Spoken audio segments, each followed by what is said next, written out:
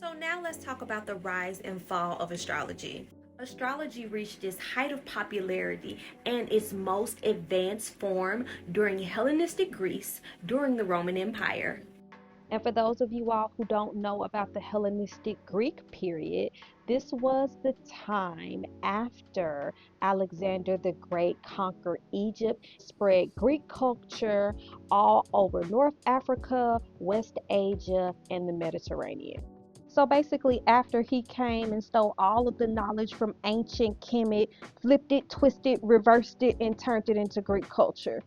So during that time period, astrology was widely accepted and was considered a highly respected science. Because they know the people they stole that shit from was the truth.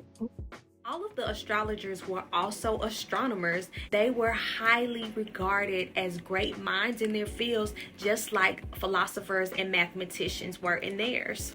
But then came the decline of the Roman Empire and the rise of Catholicism. But this knowledge already existed in African and indigenous cosmologies. Hellenistic Greece absorbed it through conquest, and Rome weaponized it with governance. And the church outlawed it once it no longer served centralized power.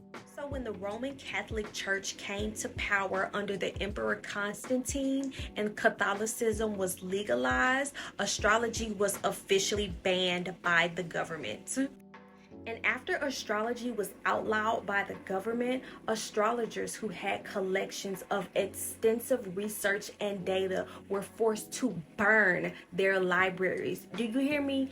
Burn them. So a lot of important information was lost. And honestly, we're still trying to piece together that information back together today.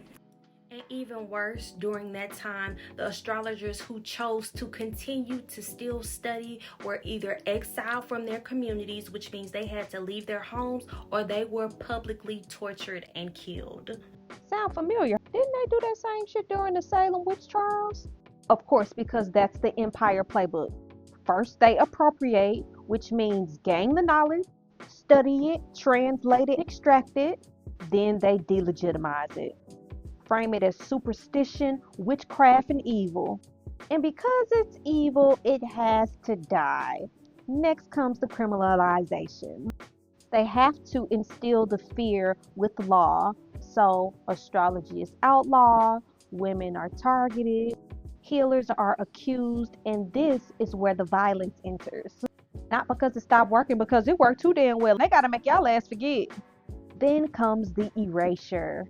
The burning of books in libraries, the breaking of lineages through slavery, and all types of corrupt paperwork, misidentifying people intentionally, art destroyed, and oral traditions silenced. So they thought.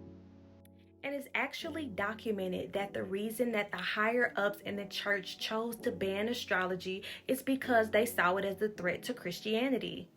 Because it was a different ideology that showed you that you could understand things without their help, astrology was demonized, it was criminalized, it was mocked, and that type of stigma that was placed on it can be seen present even today. Even today, even though this is an over 4,000-year study, astrology is mocked and reduced to newspaper horoscopes. Don't get me wrong, the sun sign horoscopes that you can find in a newspaper do serve their purpose.